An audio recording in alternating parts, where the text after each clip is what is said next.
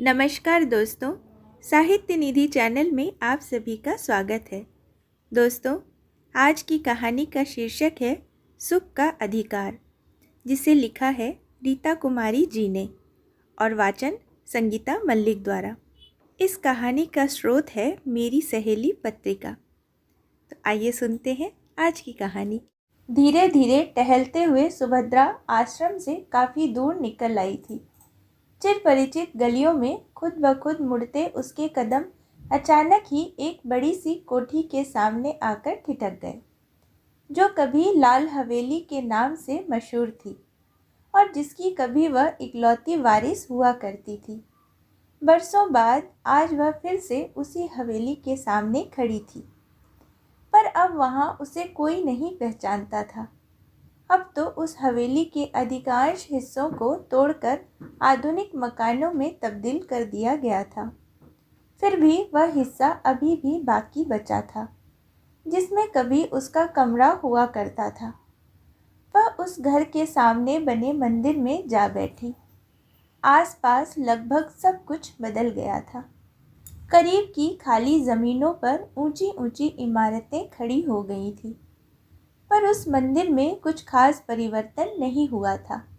यहाँ तक कि मंदिर के चारों तरफ लगे सफ़ेद लिली के फूल भी पहले की ही तरह बेतरतीब ढंग से लगे हुए थे।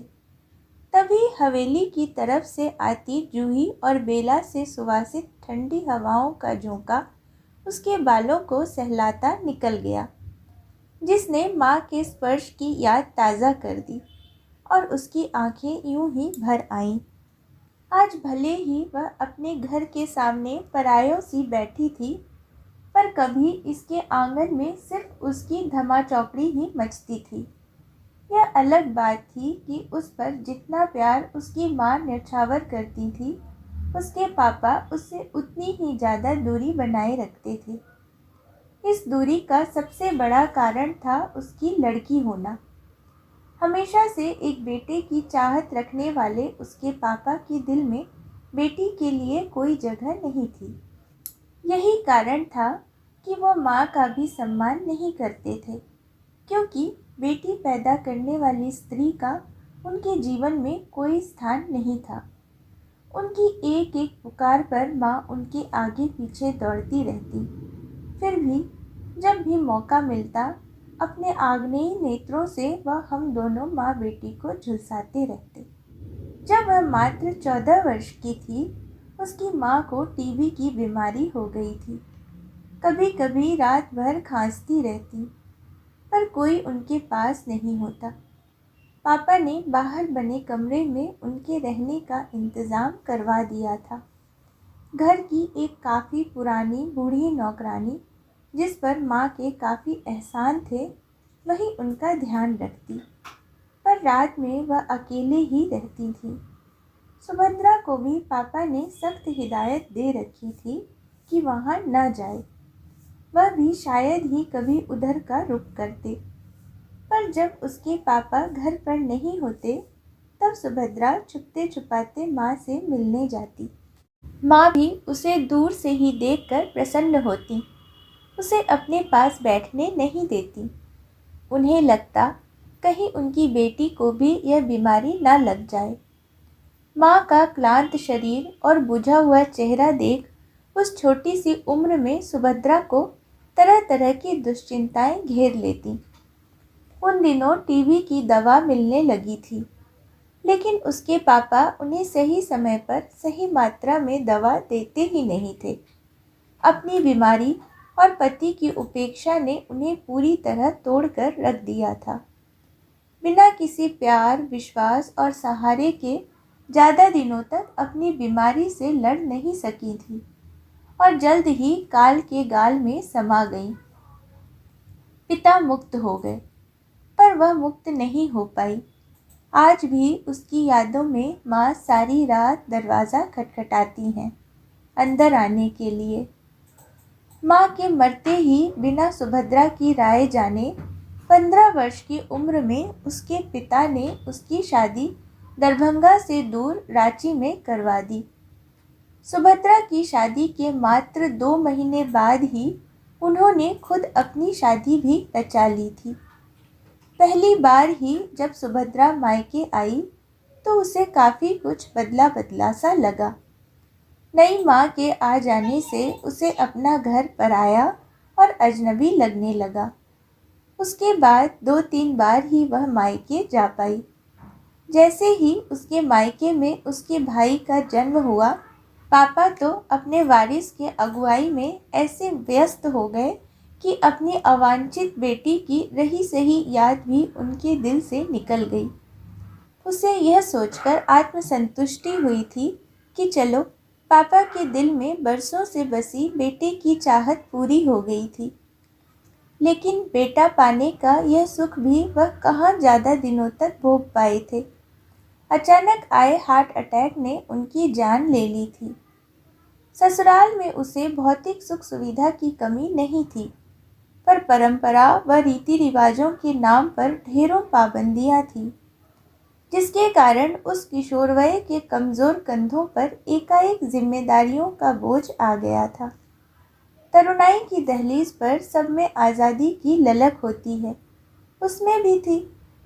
लेकिन जिंदगी की शर्तों और जिम्मेदारियों में बंध जाने से उसके रंगीन कल्पनाओं की दुनिया ही बेरंग हो गई थी और सारे एहसासात की कब्र उसका अपना दिल ही बन गया था, क्योंकि अपने से दोगुने उम्र के जीवन साथी के साथ उसका भावनात्मक रिश्ता जुड़ ही नहीं पाया था।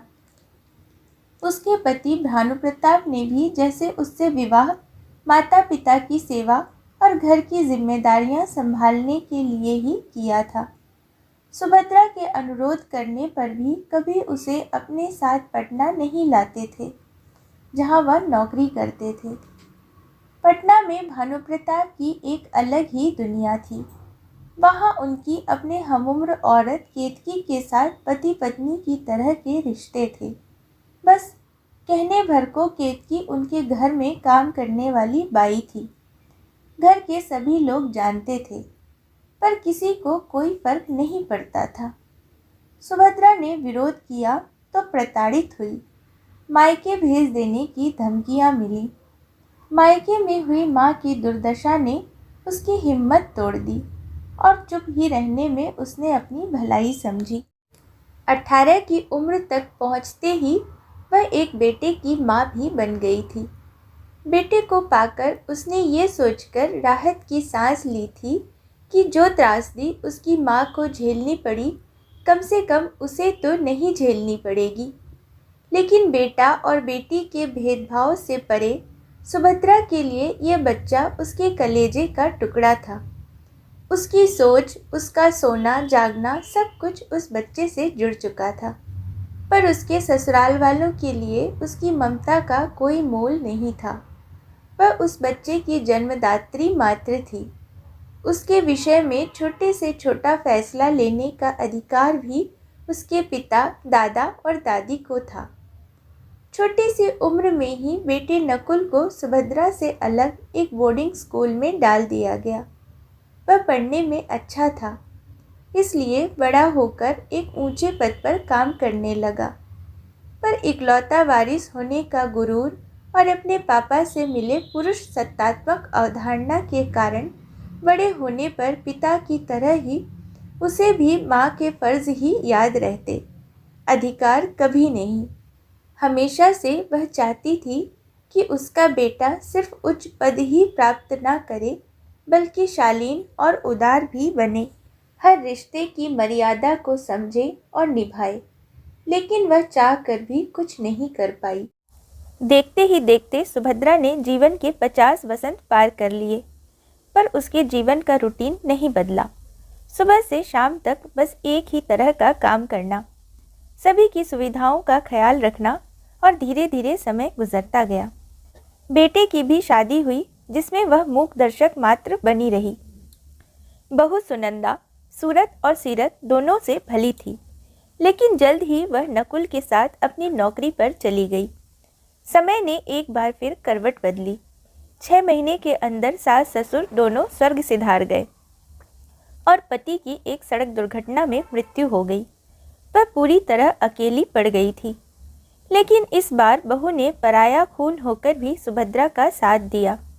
उनकी फैमिली पेंशन फिक्स करवाकर भानुप्रताप के नाम से जितने भी पैसे थे अपनी सासू माँ के अकाउंट में डलवा दिए। सारा काम खत्म कर सासू माँ को लेकर दिल्ली आ गई। अब वह बेटे के संरक्षण में थी, पर बेटा हमेशा उनसे एक दूरी बनाए रखता। कभी माँ के मन में झांक कर देखने की कोशिश ही नहीं करता कि उसकी माँ क्या सोचती है। सुभद्रा के सारे सपने तो पहले ही दम तोड़ चुके थे। अब बचे खुचे जीवन में सुख दुख जैसे एक समान हो गया था। तभी एक दिन नकुल ने आकर सूचना दी कि उसे कनाडा में नौकरी मिल गई है। वह अगले महीने ही सुनंदा के साथ कनाडा चला जाएगा। उसने यह भी स्पष्ट कर दिया था कि वहां जाकर रहने की व्यवस्था कर लेगा तो माँ को भी वहीं बुला लेगा। जल्द ही नकुल ने उन्हें वापस रांची भेजने की व्यवस्था भी कर दी। बहू की तत्परता के कारण वह भले ही आर्थिक रूप से स्वतंत्र हो गई थी, पर उसकी अवस्था उस पक्षी की तरह हो गई थी जिसे बरसों पिंजरे में बंद रखने के बाद स्वतंत्र कर देने पर स्वतंत्रता रास नहीं आती। खुले आकाश में स्वतंत्र रूप से उड़ना और जीना दोनों मुश्किल हो जाता है। उसकी समझ में नहीं आ रहा था कि बिना किसी सहारे के वह कैसे जीवन गुजारेगी, पर बेटे का फैसला मानने को विवश थी। सुभद्रा रांची लौट आई थी। चाह कर भी वह एक झटके में सब कुछ नहीं बदल सकती थी, लेकिन उसकी यही विवशता उसकी ताकत बन गई थी। घर के अंदर बाहर की कठिनाइयों से जूझते जल्द ही उसने जीवन जीने का रास्ता तलाश लिया था, वरना कभी अच्छी बेटी, पत्नी और माँ बनने के चक्कर में चुप रहकर और सभी रीति रिवाजों में बंधकर खुद को इतना कमज़ोर बना लिया था कि उसके अंदर का आत्मसम्मान और आत्माभिमान ही मर गया था, जो किसी भी व्यक्ति के जीवन जीने की पहली शर्त होती है। अब वह इस बात से अपरिचित नहीं थी कि वह अपने जीवन में पिता, पति या पुत्र जिसके भी आश्रय में रही, जिन पर भी भरोसा किया, जिन्हें भी उसने अपने सुखों का आधार माना, उन्होंने ही उसे आहत किया। फिर भी वह अपने बेटे के साथ ही अपनी खुशियां तलाशने की गलती दोहरा रही थी। ठीक वैसे ही जैसे हम सभी जानते हैं कि मृत्यु अवश्यम भावी है, फिर भी उसके तथ्य को जानकर भी अनजान बने रहते हैं। बेटे के साथ रहने से खाने रहने के अलावा कौन सा संरक्षण पाती। अवांछित सी सहमी सहमी सी यहाँ वहाँ डोलती फिरती और एक दिन अपने आधे अधूरे सपनों को दिल में दबाए परलोक सिधार जाती। सच पूछो तो अभी तक किसी ने अपने जीवन में उसके अस्तित्व को माना ही नहीं। पिता ने अपनी दूसरी शादी की लालसा में माँ के मरते ही न उसकी उम्र का ख्याल किया, न उसके भविष्य का, और चटपट ब्याह कर दिया। पति ने सिर्फ वंशवृद्धि की लालसा में वस्तु की तरह उसे दान में पा लिया और खुद दूसरी स्त्री के आकर्षण में फंसा रहा। बिना किसी अपराध के सुभद्रा को प्रताड़ित और दंडित करता रहा। उसकी एकमात्र संतान को उसके विरुद्ध खड़ा कर दिया। बेटे के दिलो दिमाग में माँ के प्रति विष भरकर उसके साथ कोई भावनात्मक जुड़ाव रहने ही नहीं दिया। इसलिए बेटे ने हमेशा माँ की अवहेलना की और अब अपने स्वार्थ को पूरा करने के लिए उसे अकेला छोड़ गया। जिस बच्चे की एक मुस्कान के लिए वह ज़मीन आसमान एक कर देती थी, उसी के जीवन में आज वह अस्तित्व विहीन है। जीवन की खुशियाँ सभी को लुभाती हैं, वह सभी के लिए बराबर होती हैं, चाहे वह छोटा हो या बड़ा। उसका बेटा भी वैसी ही किसी खुशी की तलाश में विदेशों की खाक छानने गया था। फिर वह अपनी खुशियों से महरूम क्यों रहे? इसी सोच ने उसे अकेलेपन और रीति रिवाजों के डर से मुक्त कर दिया। जिंदगी का इतना लंबा अरसा उसने मोहताजों की तरह गुजारा था, पर अब तो उसके पास अपना पैसा था और साथ ही थी उसे खर्च करने की पूरी आज़ादी। अपने मन का खाती थी, अपने मन का पहनती थी, जिसको जो देना लेना चाहती अपनी मर्जी से करती, कहीं कोई प्रतिबंध नहीं। उसकी जिजीविषा मजबूत हो रही थी। अपनी खुशियों और शौक़ को जो बचपन से अब तक पूरे नहीं हो पाए थे, मन के छुपे कोने से खोज कर तलाशती और उन्हें पूरा करती। कुछ ही दिनों में घर के कोने कोने में उसकी पसंद की छाप नजर आने लगी। एक लंबे दर्द और पीड़ा भरी जिंदगी के बाद इस परिवर्तन ने उसके जीवन में ठहराव सा ला दिया था। सुभद्रा एक एनजीओ से जुड़ गई थी, जो उन बुजुर्गों के लिए काम करती थी जिनके बच्चे उनकी आर्थिक और भावनात्मक देखभाल नहीं करते थे और ओल्ड एज होम में भेज देते थे, जहां उन्हें उनकी ही उम्र के लोगों के बीच घर सा माहौल मिलता। उन लोगों के साथ मिलकर सुभद्रा को अपने ही जैसे अपने ही बच्चों द्वारा ठुकराए गए लोगों की आर्थिक और भावनात्मक मदद करना अच्छा लगने लगा था। अब उम्र के इस पड़ाव पर अपने रचनात्मक कार्यों से दूसरों की सहायता कर वह ज़्यादा संतुष्ट थी। एक साल में ही आस पड़ोस में उसकी अच्छी पहचान बन गई थी। लोग उसका सम्मान करते और उसका ख्याल रखते थे। बहू का भी फ़ोन आता रहता, साथ में बुलाने का आश्वासन भी। फिर एक दिन बहू का बुलावा आ गया, लेकिन वह यह नहीं जानती थी कि यहाँ बहुत कुछ बदल गया है। उसकी सासू माँ भले ही अकेली थी, पर आश्रित नहीं। एक बार फिर किसी रिश्ते में बंधकर अपनी अस्मिता को खोना नहीं चाहती थी। अब वह पहले वाली दबी सिकुड़ी सुभद्रा नहीं रही। किसी रिश्ते में बंधकर अपनी अस्मिता दोबारा खोना नहीं चाहती थी।